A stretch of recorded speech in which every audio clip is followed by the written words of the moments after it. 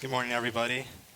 This is my sixth series of reflections on human contact and on human conflict. And basically, it's art therapy along with forensics and along with criminal justice to pretty much show like the horrors of war and basically how it's somewhat used as a therapy tool to overcome post-traumatic stress disorder. This is about me. I'm a former United States Marine. I was in infantry, and I was in infantry marksmanship instructor. I served for 4 years, basically. That's me in Afghanistan, the first picture. Second picture was me doing a presentation at my old school, kindergarten, in number 4 school in Lawrence, New York. And that one was when I was in Singapore. That was during open ceremony. I was on national TV. That was like the only time I was ever relevant in my whole entire life. And basically where did I tour and travel? These are the amount of countries I've been to. I can't even name them all. I travel a lot. One of my board members sitting here traveled more than me, so I'm like pretty jealous of him. I've done 2 deployments, 2 in Afghanistan, 1 2010, 1 2012, and I did 1 in Southeast Asia. And basically, this was taken in Afghanistan 2012. It's funny because even though it's a beautiful picture, on the other side of the river, that was the Taliban-controlled village. I took that picture in our fob. So just imagine our sleepless nights knowing that village was still controlled by the Taliban and they just lob mortars and rockets every single day. That's Mount Fuji, Japan in the second photo. And that's Al-Kamsa in Jordan. That's a UN protected heritage site. Right now it's crumbling. They're trying to do their best to keep it up. The Romans built it to pretty much give tribute to Hercules. They were pagans at the time. And it's a pretty cool place. It was part of the province of Arabia before the BC era. My studies, I'm a double major in CJ and anthropology. I'm part of the anthropology club, criminal justice club. I'm the president, even though I'm probably going to end up getting impeached soon.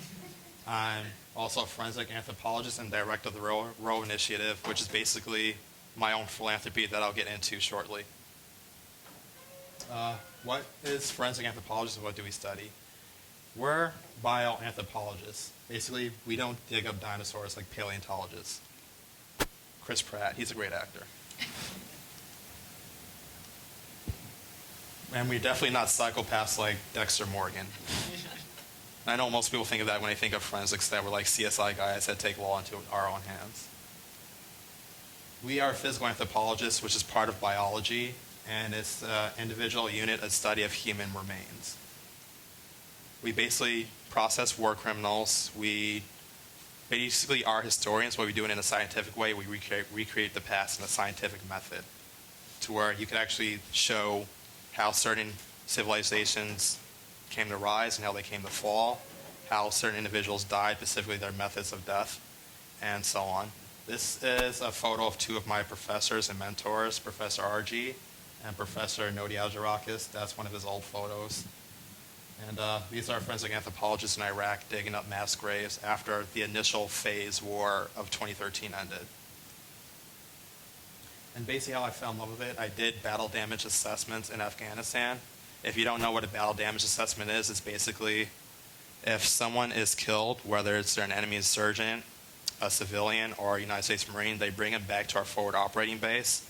And basically my job, my second deployment, was to literally find the remains of that person, basically identify that person. And it was tough in Afghanistan basically to do it because in their religion, they're Islamic, you have to bury their dead within less than 24 hours. So we had to rush the process to find out who these people were when they brought to our forward operating base. This event was not just about me. Professor Lake and Professor R.J. Rockis, 2 of my mentors and professors, pretty much brought this all together and to show basically how powerful war is and why we shouldn't take life for granted. And basically the inspiration for my artwork is the 3rd century Roman skull. This was a veteran. He lived over 80 years old. He served in the military for over 20 years. His remains were found in basically a base, like sort of an old century city, by Alexander the Great's father. So he was very important in the past. They did a head cranial surgery on him. You could see the 2 holes were basically his head cranial surgery where they operated on him in his 20s, and he still lived to his 80s. So this was proof that ancient medicine actually did work in the past, even though they weren't as advanced as we are today.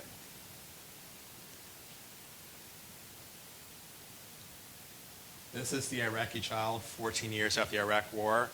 It's ironic, yesterday it was 13 years. Today is officially 14 years of the Iraq War as of today. And basically, this is a war that's never going to end. This child was taken by United States Marines. Her father was basically handcuffed. He couldn't touch his daughter at all. She was wounded in an airstrike, blood rushing down from her face. And you could imagine the pain of the father who couldn't even comfort his own daughter. And this is basically one of the few times, one of the cases of actual war crimes by American forces aside from Vietnam. This is a foreign fighter in Afghanistan. Basically, he was an IED planner. He targeted coalition forces. He actually did target our unit at Med Shah. And we actually located him pretty easily. In Afghanistan, they're not as advanced as us. They're one of the top 5 poorest countries in the world. This guy wore a collared shirt, where they usually wear just straight garbs or rags. It was pretty easy to spot him out, and we took him out with an M110 sniper rifle. Greater to have loved in this than a man lay down his life for his friends. This is John 15:13. It's one of the most powerful proverbs I know. And basically, this is a story of one of my best friends who was wounded in Afghanistan, Corporal Burnett Britt. This is his original photo. He led a group of 10 Marines in a minefield. An IED went off. Shrapnel hit him in his neck and torso. He was medevaced to Ramstein Air Base in Germany. He lost over about 4 to 5 pints of blood, so you could imagine it's serious, because if you lose that much, you could die. He was there for about 4 or 5 months. It was a long recovery, and I kept in contact with him. Luckily, he actually found Ramstein Air Base pretty fun because he was there during Oktoberfest in October, number one. Number two, I've been to Ramstein. They make pretty good Oreo cookies and cream ice cream, so I don't blame him for liking that place. This is the Syrian refugee, and basically this is my way of saying no to war. I'm pretty sure we've all seen Omar's basically real picture, but I wanted to draw it so everybody could honestly see just how powerful it is. He was in Aleppo, Syria. An airstrike hit his house. Civil defense workers rescued him, and at no time did they rush to did they cry or show any signs of emotion, because that's their everyday life. We wake up in the morning, we do our thing, we go to work, we shower, we hang out with our friends, we play sports, and we just go to bed. That's our lifestyle. Their lifestyle is they probably don't even sleep at all. There's constant airstrikes over there. There's Islamic terrorist groups. There's also a government that's pretty brutal, along with about 54 nations that are currently bombing that single country right now. So there's literally nobody they can go to. There's over 5 million Syrian refugees displaced out externally. 2 million right now are processed in Germany. About 100,000 are here, 500,000 in Canada. The rest are in Europe or Turkey or Lebanon right now. This is the battle for Mosul, which is basically going on right now. This is a foreign fighter of the Islamic State. Right now, he was taken out by popular mobilization units and the Iraqi army. And it's basically to show that the Islamic State is losing territory, but the war is never going to end. Basically, Iraq's problems go back all the way to 1918, when they betrayed the Ottoman Empire specifically because they thought the British forces would help them out specifically after recovering. The British pretty much betrayed the Iraqi people and specifically put the Kurds, Sunnis, and Shiites together, knowing those are 3 ethnic groups that have never gotten along in their history. And basically, the Iraq War was basically because of this ethnic strife, where you had the Iraqi army, the new Iraq army of 2004, that was initiated by George W. Bush, that was pure Shiite, because the original Iraq army under Saddam Hussein was pure Sunnis. They were kicked out of all government institutions. The Shiite army and government treated them like crap, to where the Islamic State came in, and even though they hated the Islamic State, they preferred them over the current government because that was just their situation at the time. They thought they were better. It's pretty much the lesser of 2 evils at that point. That's unfortunately how our world has been working lately. This is, I will be strong and courageous. I will not be terrified or discouraged, for the Lord my God is with me wherever I go. And even though this photo has a religious meaning, because we all know who is in this picture, is to show basically just how brutal the Roman Empire was back then, because I know they're the most popular empire to talk about, but no one really knows how truly devastating the Roman Empire was. Their empire was based off military primarily. If they couldn't conquer and hold territory, their empire collapsed, as we all saw what happened with the Western Roman Empire in the late 8th century. And basically, at this time, that was taken in Judea, where, as you all know, most of the Jews there that was the first Holocaust. I would say that's the first Holocaust. Most of the Jews there were eliminated, executed, and the Roman capital punishment was crucifixion, where you basically nailed to a cross. You're either going to die of starvation, dehydration, or blood loss. And since this was in the desert, Judea is in the Levant, there are crows there, and they would pick at people's bodies' flesh while they were still alive. So just imagine the pain and agony of going through that because they weren't Roman. If you weren't a Roman citizen back then, you were nothing. Their form of slavery was way different than slavery in any time in history. It was probably the most brutal by far. This is just following orders. This is pretty powerful. This one was the drawing that honestly affected me the most, especially when I looked up this specific quote, which is taken at the Treblinka death camp in Poland. If there is a God, he will have to beg for my forgiveness. And basically, this story is, I really can't explain it, but it's just, the Jewish population in the 1930s and 1940s were just betrayed by everybody. The Allies, our allies, I'm not sure if anybody knows this, the American government didn't intervene based on saving Jewish people. The American government knew about the Holocaust and was complicit in it. If anybody here knows the company Volkswagen, then you should know by now they were based off Jewish labor and concentration camps. And basically, the Jewish people, they had no one to go to. They prayed to a God that just let them suffer. It's not to attack a religion at all, but it's just like, if there truly is a God, what God would just let his children suffer like this? Today, we have the worst famine crisis in world history, the worst refugee crisis in world history.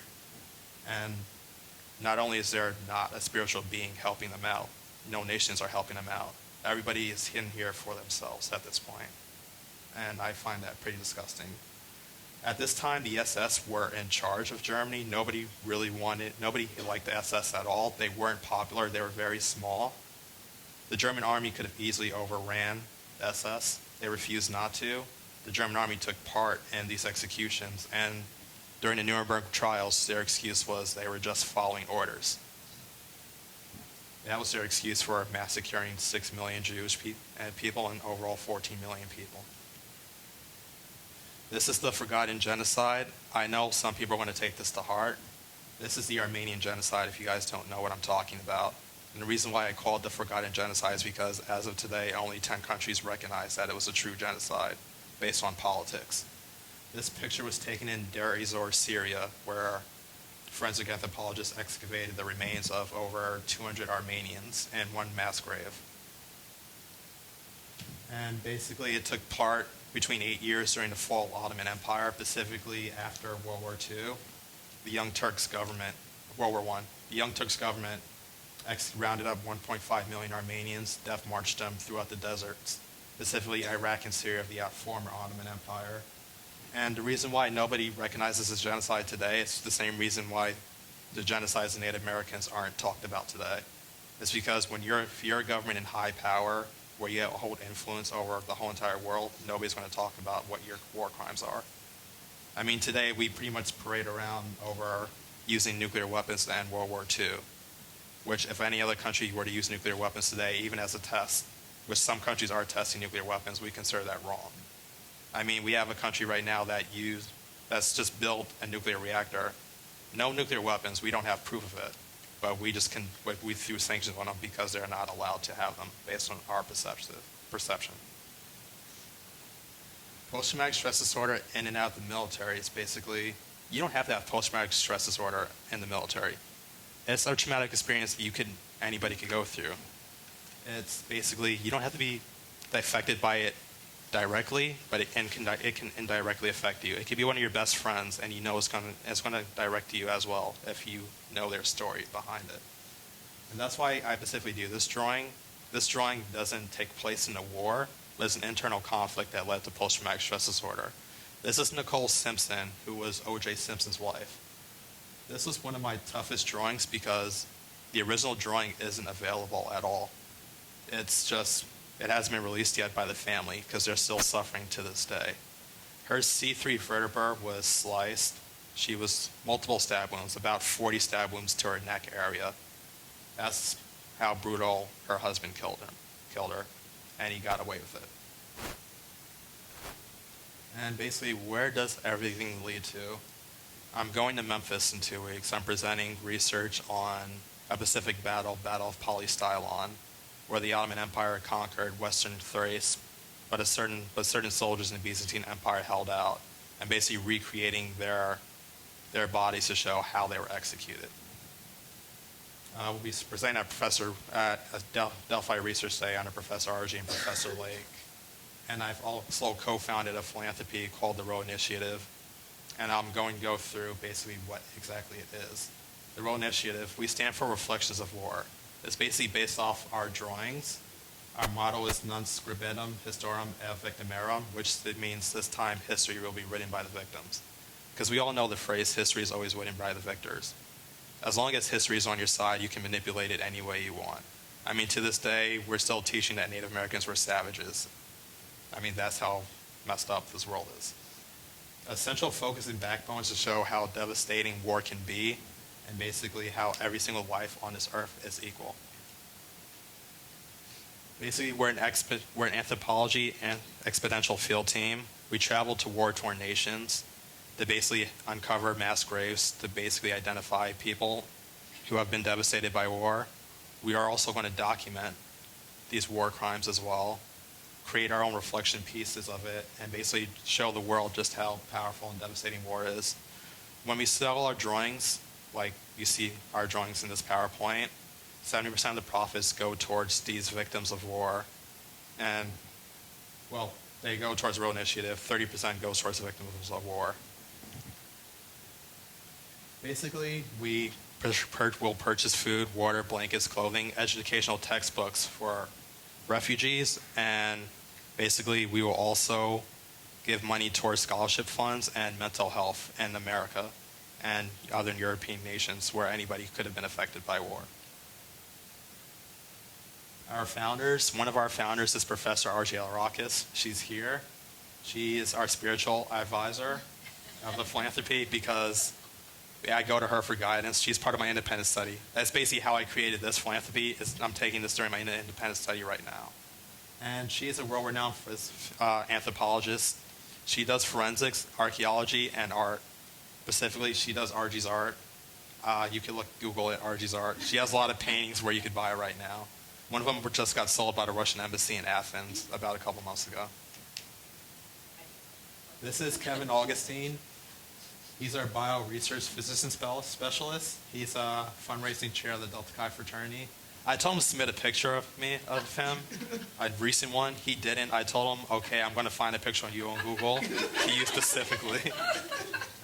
Poor Kevin. I'm just going to keep this up here for a couple minutes because I know everybody's going to put this on Snapchat.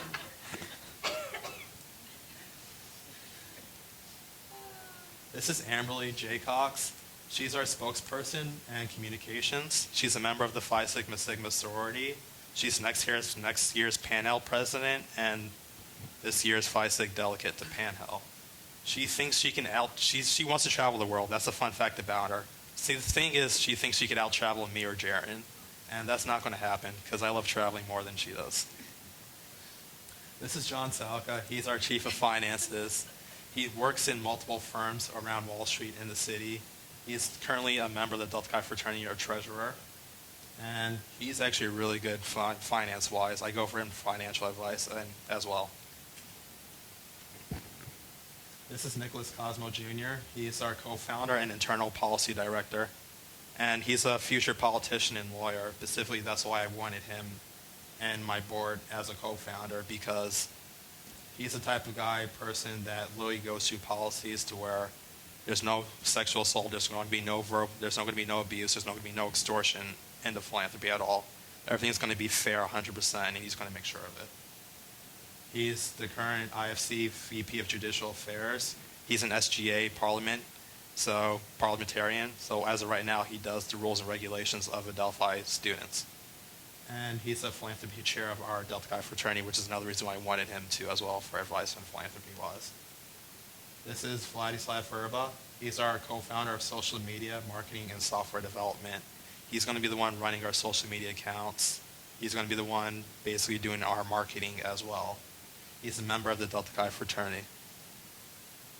And this one is the CEO and president, Jaron. I want you to stand up for this because, like, your slide is just great. He's my best friend, but he's a business major, and that's the reason why I want him to stand. Please stand. Please stay standing because this is great. He was born in Norway. He knows 3 languages: Norwegian, German, and English. He basically been around the world. He went to high school in China. Fun fact. And he's the Jordan Belfort of the organization in a good way, not in a bad way. And here's a fun fact: he pole dances on his free time.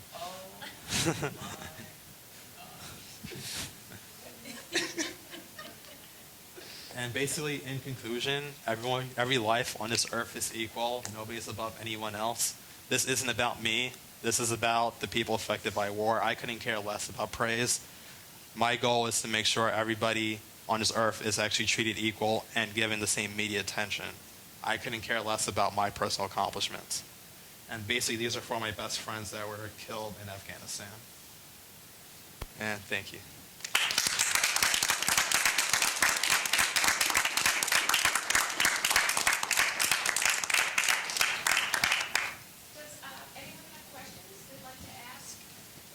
Julian about his experiences or technique or maybe the course or anything else that inspired his work?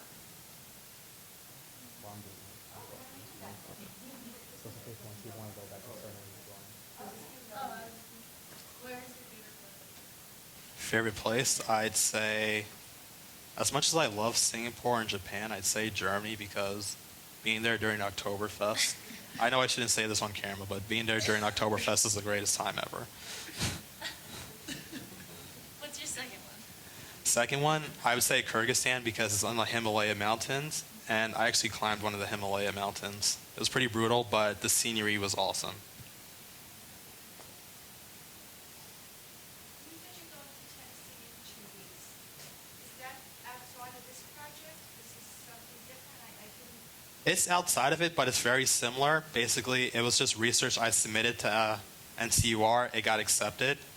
And this happened way before I started doing these presentations to where I was like, wow, if I could like present in like one of the biggest research conferences in the country, I could present around the country as well doing my own thing. I'm sorry, you said what kind of conference was it? National Conference of Undergraduate Research.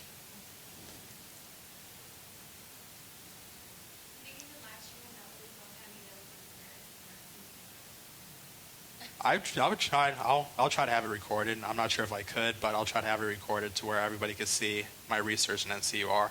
But I'll have a copy of my own poster, so I'll definitely have it around school. And I'll be here at Adelphi Research Day as well. It'll be something similar, but more during Adelphi Research Day, I'm presenting my philanthropy more than my drawings, but my drawings will still be a part of Adelphi Research Day. Adelphi Research Day will be the process of actually going through and developing a non-profit, which is not as easy as we thought, right? Not as easy as well. Yeah, we worked really hard. There were laws. We had to find what each step, right? You had to, from the name, make sure there's not another name like that. Correct? You had an issue? Yeah, I had an issue with that. Originally, I called it the Roe Foundation, and I ran into a legal battle with Roe Foundation. So I changed it to Initiative because at the end of the day, we do have a mission for it, and Initiative does mean mission if you look it up in a dictionary. Our mission is to literally show the devastating effects of war so everyone has equal immediate coverage so we can bring attention to every single area of the world. Right now, Syria has all the attention when truth is there's another war, forgotten war in Yemen right now that nobody talks about, specifically in America, because our tax-paying dollars is used to fund that war specifically. Because primarily the military that's bombing Yemen right now, Saudi Arabia, just got $40 billion in arms shipments last year from our government. So that was the name. Then we had the logo. We had the logo. We have multiple logos. Basically, our new logo is basically showing everybody that's come together. We're using that one right now specifically for our business cards, but we might change it up a little depending on what my board wants. I have no say. That's why I have a board. They're voting members. That's literally the legal battles I go through. I can't make decisions on my own. Running an NGO is not as easy as most people think it is. Website? Our website right now is rowinitiative.org. It'll take you straight to WordPress because it hasn't been up and running yet. GoDaddy, which pretty much we made it through, hasn't officially signed on to the rowinitiative.org, even though we own rights to the name. So right now it's still in WordPress. Blog. And basically part of the website, I do blog pieces of my drawings, and I basically show more in detail exactly what the story behind those drawings are. I haven't updated in about a month, but as for today, I'll upload the video on WordPress so everybody can see it. Terry. You didn't mention how people can donate to the initiative. Right now, we're not taking any donations because we're not going to be active until January 2018 specifically. Because right now, if we were to take in donations, we'd have to pay taxes back to the government. And since most of my board right now is still in college, they're not comfortable with paying taxes. So that's basically an agreement that we've all made. We're very cheap. Is Adelphi helping in any way? I mean, I know mentors and things, but financially, are they helping? Financially, I'll take funds from anybody. Primarily, I want to do funds through scientific research companies and foreign donations as well from foreign nations. No, I'm not asking that question. But basically, the reason why I'm not going to go through Adelphi yet is because basically I have to the administration has to show interest before I actually bring it up. And that's basically why I haven't brought it up to Adelphi yet.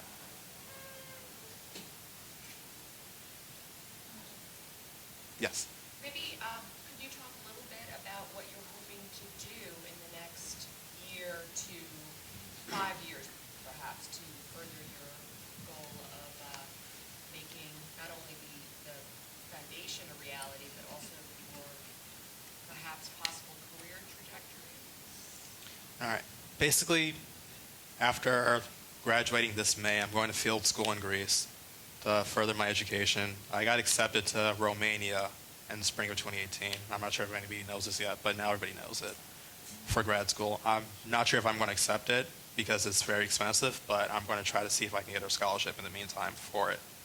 And from there on, I'm basically traveling the world for foreign donations, while my CEO, Jaron Dravic, will be basically running day-to-day operations in country. I'll be doing foreign donations. My goal is, since we're basically anthropological field teams that are going to go to hotspot nations like Yemen, Libya, Syria, Iraq, I'm going to be there with them. My thing is, if I'm going to be a director of an NGO, and if my employees are going to suffer, I'm going to suffer with them. So I'm literally going to be doing what I love to do as a forensic anthropologist in nations, excavating bodies and identifying remains of human individuals within the next 5 years. Yes. Yes, you need a license through the UN, and right now, basically, there's an issue with me traveling to hotspot nations, because a lot of those nations I do plan on going to, specifically in my philanthropy. If I were to go to those nations right now without government permission, I wouldn't be allowed back based on the current travel bans in our country right now. So basically, that's one of the reasons why I pushed it back to 2018, to see how it plays out in the Supreme Court and circuit courts.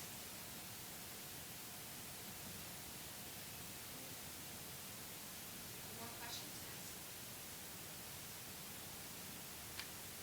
Great field to explore, even if it's not something you do as a career, guys. You know, there's not many times in life where you get to sample different. And in my philanthropy, I just wanted to say you don't have to be an anthropologist at all to apply to be in it.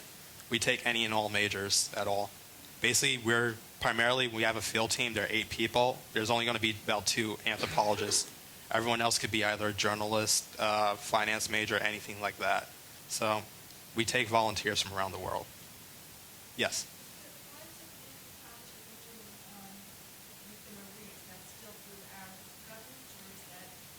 That's if I want to be contracted through the government. I have to have a contract through the American government in order to work for them, specifically for forensic anthropology.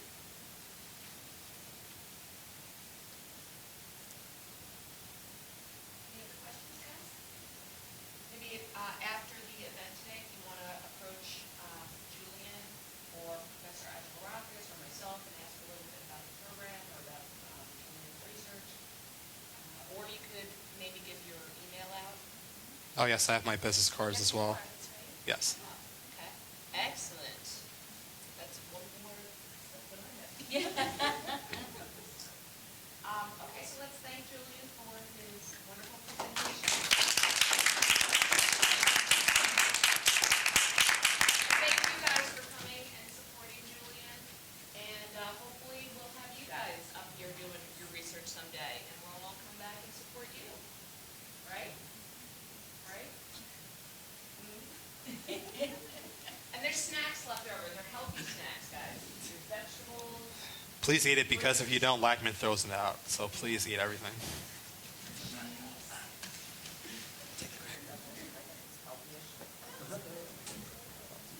Good enough.